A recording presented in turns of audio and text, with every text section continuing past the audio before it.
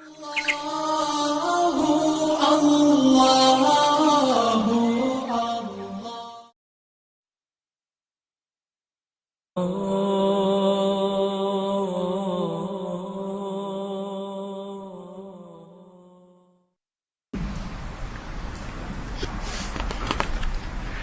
نے اپنی زندگی میں جو بیٹا سیف اللہ ہے اس کو جب بھی کوئی کھلونا دینا ہوتا تھا تو ہمیں 3 کھلونے خریدنے پڑتے تھے.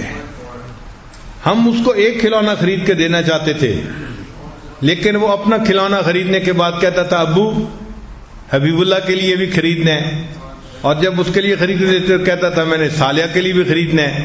وہ جب بھی کہیں جاتا تھا کبھی بھی ایک چیز نہیں لاتا تھا, 3 چیزیں لاتا تھا. یہ اس وجہ سے کہ اس کے اندر ایک ہمدردی کا مادہ تھا.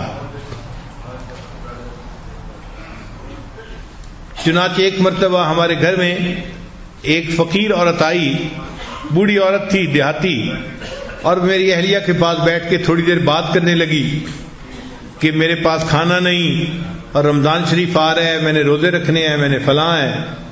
تو اہلیہ نے ان کو کچھ پیسے دے دیے کہ آپ جا کے رمضان شریف کے لیے اپنی گروسری خرید لیں. اب یہ سیف اللہ باتیں سن رہا تھا, تو جب وہ اٹھ کے جانے لگی تو یہ اپنی امی سے کہنے لگا امی یہ تو اتنی بوڑھی ہے, یہ کیسے چیزیں خریدے گی اور اس کو کھانا پکا کے کون دے گا.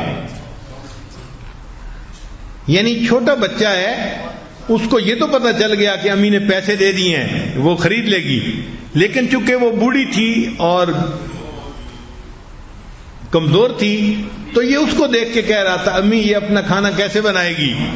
تو پھر امی مسکرائی, اس نے کہا کہ اچھا ابو سے پوچھو, میں اس کا کھانا بنانے کے لیے ساتھ چلی جاتی ہوں. ہمارے بچوں میں سے یہ صرف سیف اللہ کے اندر خاص بات دیکھی ہے ہم نے. باقی بھی بچے ہیں وہ بھی بڑا کیئر کرتے ہیں, لیکن ان کو ایک کھلونا لے کے دیا تو وہ خوش لے کے آ جاتے تھے, لیکن سیف اللہ ہمیشہ 3 چیزیں ہی لاتا تھا. تو یہ صفت ہوتی ہے, اور یہی چیز پھر ہم نے دیکھا کہ سیف اللہ کی یہ صفت اس کی آگے اولاد میں آئی. چنانچہ حنانہ جو ہے اتنی دوسرے کی کیئر کرنے والی بچی ہے کہ کئی دفعہ میں اس کی عادت پہ حیران ہوتا ہوں. بہت زیادہ محبت کرنے والی اور سب کے ساتھ جو ہے وہ تعلق رکھنے والی. چنانچہ ایک مرتبہ میں اپنے کمرے سے باہر نکلا تو ڈاکٹر محسن صاحب کا بڑا بیٹا محمد وہ سرمد کو ذرا ڈانٹ ڈپٹ کر رہا تھا اور ہارڈ ٹائم دے رہا تھا. سرمد سائیکل چلانا چاہتا تھا گھر کے صحن میں اور وہ راستے میں کھڑا ہو گیا تھا. اب سرمد رو رہا ہے, حنانہ بھی رو رہی ہے. میں باہر نکلا تو میں نے بچوں سے پوچھا کہ بھئی رو کیوں رہے ہو. تو حنانہ اور سرمد دونوں نے بتایا کہ یہ محمد راستہ روک کے کھڑا ہے, ہم اپنا سائیکل نہیں چلا پا رہے. تو میں نے محمد کو ڈانٹا, محمد آپ ان کو کیوں نہیں کھولنے دے رہے, اپنا گھر ہے, اپنے گھر میں بچے نہیں کھیلیں گے تو کہاں کھیلیں گے. خیر جب میں نے تھوڑا ڈانٹا, پیارا بچہ ہے, وہ فوراً ایک طرف ہو کے بیٹھ گیا. قدرتاً میرے پاس کچھ سویٹس تھیں تو میں نے کہا آؤ بچوں میں آج آپ لوگوں کو سویٹس دیتا ہوں. چنانچہ میں نے جو ہے نا بچوں کو سویٹس دینی تھیں تو محمد جو راستہ روک کے کھڑا تھا اس کو سزا کے طور پہ میں نے کہا کہ محمد آپ چونکہ دوسروں کو تنگ کرتے ہو آپ کو میں نے سویٹ نہیں دینی.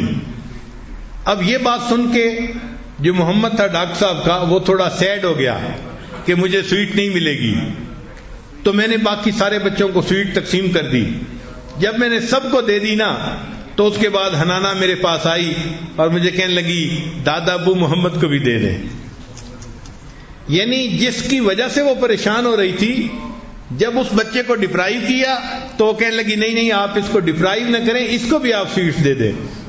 تو اس وقت میرے دل میں بات آئی کہ واقعی بچوں کے اندر یہ جو دوسرے کی کیئر ہے یہ ایک صفت ہوتی ہے جو بچپن میں پیدا ہوتی ہے, اور یہ بچے پھر بڑی عمر کے ہو کے دوسرے احسانوں کا احساس کرتے ہیں, ان کے غم کو اپنا غم سمجھتے ہیں اور ان کی خوشی کو اپنی خوشی سمجھتے ہیں.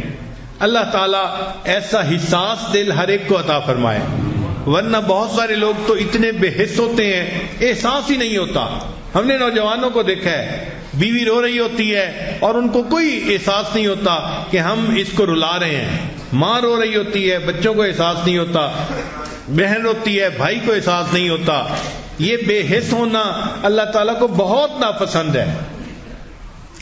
تو یہ چیزیں بچے کے گروتھ کے دوران اس کے اندر پیدا کرنی چاہیے تاکہ بچہ ایک اچھے اخلاق والا بچہ بن کر جو ہے آگے آئے۔